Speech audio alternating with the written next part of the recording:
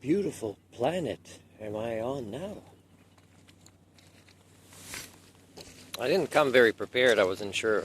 I didn't want to really film this vlog today because I just started thinking about how I want it to go, but it'll be short. It's the beginning of a new series debunking the myths of democracy, what democracy really is if we define it properly. And I didn't look up the definition before, but I'm pretty sure I saw one at one point that had the concept of debate, right? Debating ideas for their merit among these societies that would have democracy.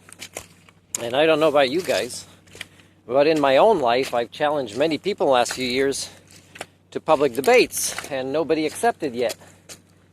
And it's not like I don't know what I'm talking about in these subjects that I've challenged them in. And it's not like these are insignificant people because they're the leaders of your societies in medical fields, in politics, economics, in education, mental health, all these things. And without these debates, and yours, because you're not doing it either, is they have ideologies that will continue to devolve your cultures that doesn't even come close to being democratic.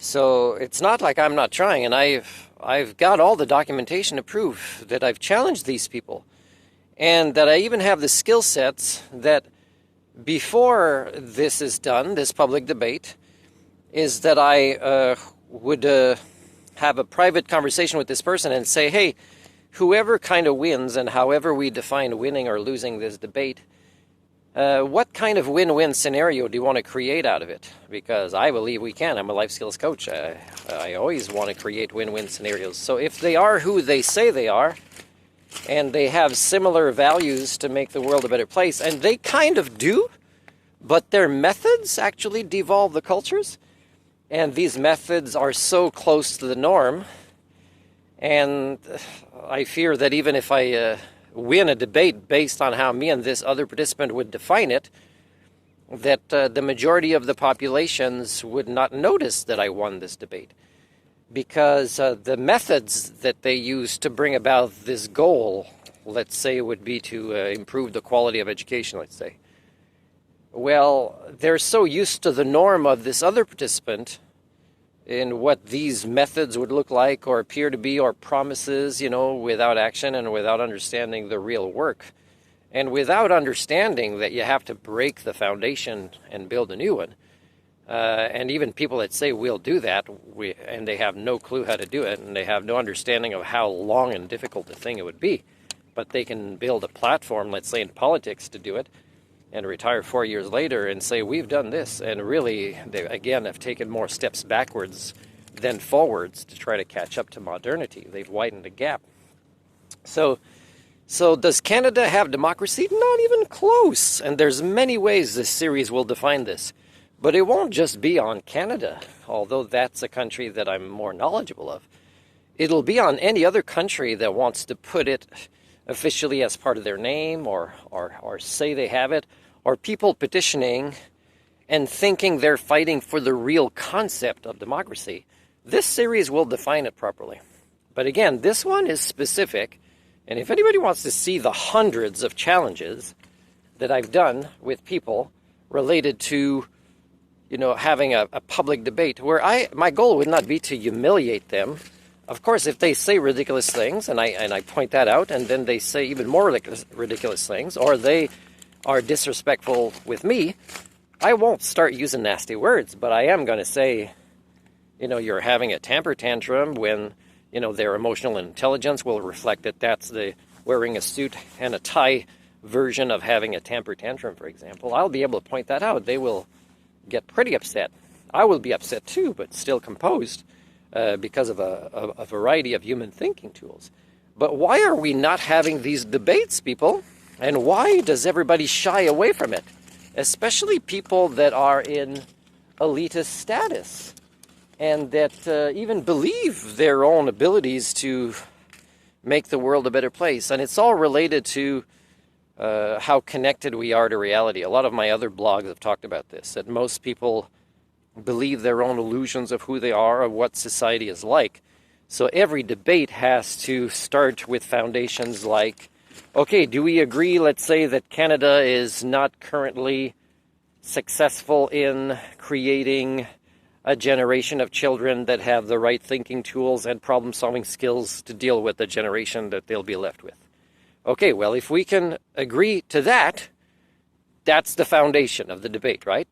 And then these elites, right, that the norm except remain there, right? They're not petitioning for their resignation, is they will eventually say things that are comparable to the status quo that has led to this and that will maintain this lack of education quality. So again, I will have to point that out and bring back to the foundation. Wait, if this is the foundation, don't you think that your goal would only work in 600 years from now and it'll be too late? Plus, as the gap widens between our problem-solving abilities and solutions and how to implement them and the growing problems, don't you think it's kind of ridiculous that you're still fighting for that and call yourself an expert or put on your resume that you are on this committee or this association or that association?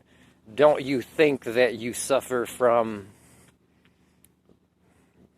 this cultural mental illness that I've named Homo sapien domestication, HSD, which is part of a series of human domestication syndromes? And of course, this debate, even within an hour, would get to this point where they will have demonstrated being part of the problem. Now, will I want to end it there and walk away and say, I've won and I've succeeded? No, because that's not the goal that I would have set with this person. It would have been, hey, let's make sure that we both make a public agreement and commitment, and I'll even work with you because you're in the position of power, to work on some of the solutions that we come up with. And that we will even, as part of a democratic process, make a final decision with a multiple choice decided by who cared enough and was knowledgeable enough to demonstrate in the comments that we'll leave open to the public. And doesn't mean that they have to be from Canada or whatever, because all of these things are interconnected, whether it's the environment or education, right? I mean, we could have the best education in the world, Canada, and we definitely don't. But if we had, it doesn't stop pollution from coming this way. It doesn't stop wars from other places because of a lack of education and because of greed that we may or may not ever solve in Canada either.